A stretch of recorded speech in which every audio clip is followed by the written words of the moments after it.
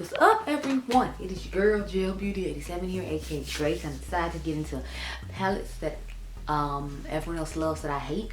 So it's a lot of eyeshadow palettes out here. It's some palettes I don't think are as good as other ones, and other people rave about them, think they're so wonderful, and I just be like, but why? Like, why do you like that?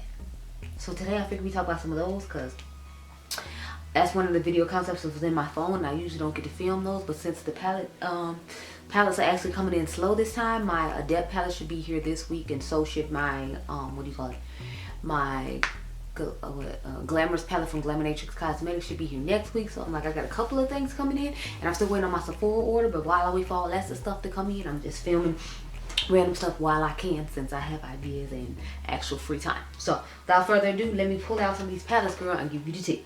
So first off, this is a brand I actually really love, and I buy just about everything that they come out with, but this palette just doesn't do it for me. And I hear so many other people talking about, like, for example, I heard Andrea Montanello talking about how she really likes this palette or whatever, but she ended up decluttering it later. But so I guess she doesn't like it as much as she used to, I don't know. But this is the Mented Cosmetics She's and Parties palette. So this is what she looks like on the inside. I'm not crazy about this. I was never crazy about this. Like I told you all before, when they made this into a stack, I wasn't impressed. I didn't care. I was just like, oh, okay, whatever. And you think I would, because these are my types of tones, but like I told you all in another video, like I only like this half of the palette, the lighter half. The deeper half I'm not feeling. I don't like the fact that the majority of the shimmers in here are deep, and there's only like one real true deep outer V matte. So it's like, for all practical purposes, it's like you got a whole bunch of deep tone shimmers, not a lot of mattes to choose from, because I feel like there's more shimmers than mattes in this palette, and it's just not giving what it needs to be giving. But I hear a whole bunch of people talking about it and loving it. I'm like, good for you, sweetie, good for you. But yeah, I don't know. Just no. Next palette I have to talk about. I just talked about this brand in the underrated versus overrated video. So it's not that I think this palette is underrated, or it's just a color story about this that I don't like, honestly. The formulas is fine. I like the brand just fine. They just gave my girl Karen Harris a collab with the brand, so I'm super excited about it, and we'll be picking it up. And it has the miniature version of this palette in it, but I'm picking it up anyway just because it's Karen. So this is the Sigma Corderosa palette. Is what it looks like on the inside. I'm not a huge fan of this color story, but we all know I'm not a warm tone girl. I'm a cool tone queen, so that alone is why this palette doesn't really do it for me. It's not I don't like the palette, it's just more of the color story doesn't do it for me. I mean, I like this little moment right here and a couple little romantic colors in there, but otherwise it's not really giving for me. But I feel like this is a palette that put them on the map and made a lot of people start looking at them for eyeshadow as opposed to just their, you know, their brushes. But this one just doesn't do it for me. I'm not feeling the color story. But again, since I'm a cool tone person, I feel like it makes sense that a lot of palettes you're going to see are most likely going to be warm tone, because I'm not really big on cool tones. Like this one. I love this brand. This is Artist Couture. This is the Supreme Bronze palette. I am not a fan of this palette. I didn't like the formula of this. I didn't think it's great. The way people don't like the formula of the Supreme Mauves is the way I don't like the formula of this. I do not like this. I don't know what it is, but when Angel makes warm tones, I don't ever like them. I didn't like the Caliente palette. I don't like this palette. I don't know what it is. But I heard lots of people giving rave reviews and saying this one was really good. And then I heard the total opposite about my favorite one, the Supreme Mauves, hearing about how horrible it was. And I was like, how? Where? What are you talking about? Are you on drugs? It's giving very much on drugs. Hugs, not drugs, because it's like that palette is amazing. But to me, this one just isn't it. But a lot of people think this one and the Supreme News are it. Now, I agree with them on the Supreme News. The Supreme News is fun, but the Supreme Bronze just isn't what it is for me. But I understand you need to have touch base with all the neutral people. So you got, that's why he has the warm tones, he has two cool tones, and then he has like a mauve one. So I get along with the majority of the other ones. It's just that one I'm just not feeling. I don't want it anywhere near me. It needs to go have separate seats now. So the next one I have, again, another warm tone palette, the Natasha Denona Sunrise palette. Now I will say the quality on this is good, but it's like I don't love it, because again, it's not my color aesthetic. I can deal with like maybe these like 4 shades right here, and otherwise like I could care less about this palette. I don't like warm tones. I don't like warm tone neutrals, so it's like this palette just isn't it for me. But because it was like a smaller size than Natasha Denona, she actually gave us the same quality as she does in the 129 palettes. Everybody was excited, everybody's raving, everybody's talking about it. I feel like I was probably raving and talking about it too, just because I was excited about the lower price point. But at the end of the day, it's like I don't gravitate toward or like color stories like this as a general rule. I honestly just bought it to review to see if the quality was going to be the same as her bigger palettes. So that was the purchase for me, and plus I do a lot of Natasha Denona content. I'm actually going to pick up the Bronze and Glam palette if she has a good Black Friday sale on her website. because since I review a lot of her brand, I feel like I should have a good majority of the palettes. Now, I don't every single palette. I refuse to buy the Beauty palette. I just do. I'm not using an all matte neutral palette. It's not happening. So that one I don't think will ever be in my collection unless it goes lower than 50% off. Then maybe I'll get it, but otherwise, absolutely not. So the next one I have to talk about, I feel like you might be shocked about this one, but at the same time, not necessarily. This is the Viseart Grande Pro Volume 2.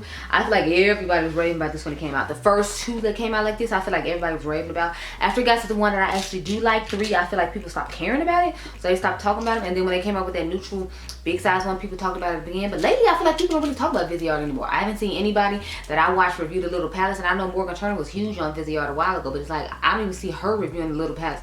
And then they have like the little holiday palettes coming out. I haven't seen her post about them in her community tab, talk about them or anything. So I don't know what's going on with Viseart, but it's like, it seems like they've had a disconnect with the beauty community, because it's like, I don't hear anybody or see anybody talking about it. I wanted to get the 2 palettes that they had come out with initially, the London and San Francisco, and compare them to some other palettes in my collection, but I was like, y'all don't even seem like y'all care about Viseart anymore. So I'm like, I actually was thinking about decluttering this just because I don't ever use it or reach for it. I like the koi when it comes to their shimmers. So this one to me was just overrated. And I was like, I don't like this. No, I don't want it. No.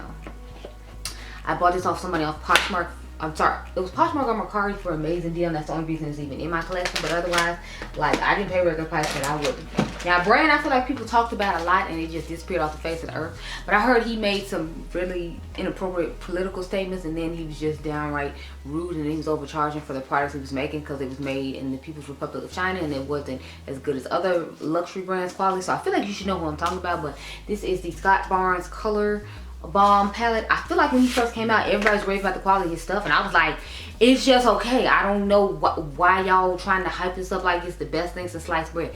It's just okay. I still feel like that now. Like, I barely, if ever, use this palette. I think I used it twice. I used it once for a video and just once to test it out again on my own, and I just wasn't impressed with it. So when people were raving about it, I was confused as to why. Like, why are you raving about that? Why are you doing that?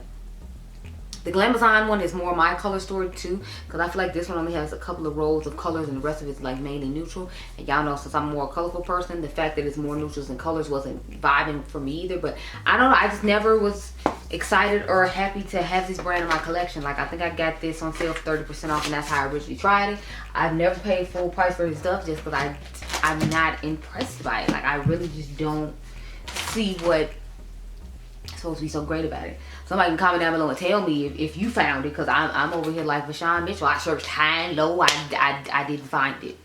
I still haven't found it. So he rebranded, came back with more stuff, and I still haven't found it. Where is it? I just want to know. Next, we have the Juvia's Place Walhalla palette. Everybody was talking about this palette when it first came out. Again, y'all know I don't like this palette. I don't like the color story of this. I don't know what it is about this palette. I just don't like it. It's actually giving me vibes of the palette I just showed you, the Scott Barnes one or whatever. And I feel like, you know, let's open them up now and, you know, investigate. You're here, we're here, everyone's here. Y'all know the drill. You knew I was gonna say it. Like, I'm here, you're here, we're here, everyone's here. But see what I'm saying? Like, I feel like it's actually giving a lot of a similar color story. I feel like there's more purple and pink in this one, but you gotta think that you got purple, pink, and blue in here. You got the yellows, and you got the neutrals. So I'm actually feeling like we might have to do an underrated versus overrated. Y'all already know who falls where. But either way, I don't like either one of these palettes. Just random side note, I'm not a fan of either one of them. It's just I don't know. Like I said, I know what it was with this one. It's mainly the pressed glitters that turn me off with this, like, honestly. Because it's like, you could have gave me another cool navy blue matte down here.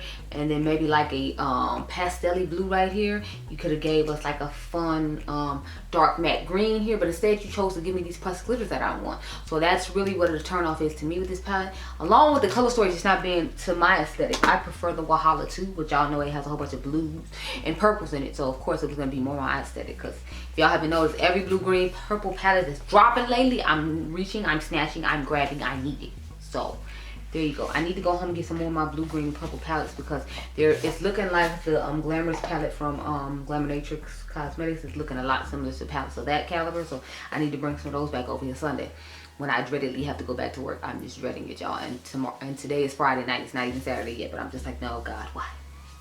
Next, I have the Moon Spell from UOMA Beauty and Manny MUA. Now, I love the color story of this. I just wasn't crazy about the formula of this compared to some of his other palettes. So that's why I'm saying it's palettes that people like and palettes everyone else likes and I hate. So it's not necessarily I hate this palette. It's just I don't feel like the formula on this was as good as his other ones. Like I feel like the formula on Strawberry Dream is better and Lunar Eclipse is better. Like those are just, or is it Ethereal Eclipse?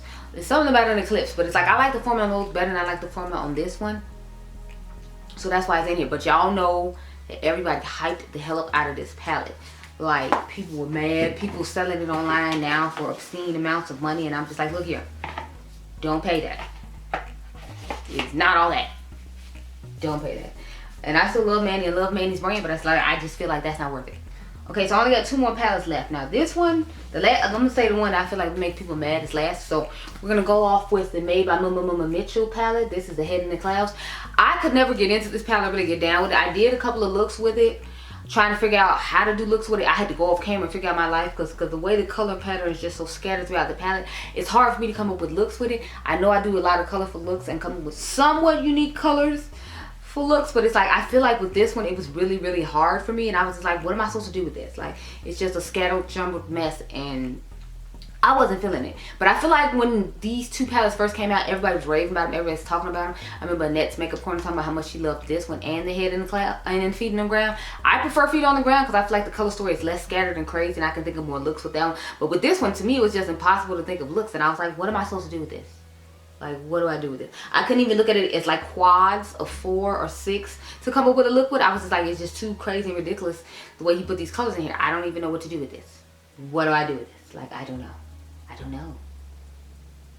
So, yeah, with this palette, it was just possible for me to come up with looks, and then I didn't like it as well as the other color story. So, color story and the scattering of the color story is what made me dislike this one. So the last one we have to talk about is Miss Danessa Myricks and this Lightwork Volume 4. I hate the middle shades in this. I wish she had came out with an 8 pan like this without these in it, because I absolutely hate these shades like everyone else. But that's pretty much it. That's all it is for this palette. So those are the palettes that everyone else loves that I hate. I hope you all enjoyed this video. Remember, you all are diamond. I'll catch you guys in the next one. Be blessed, girl. Bye.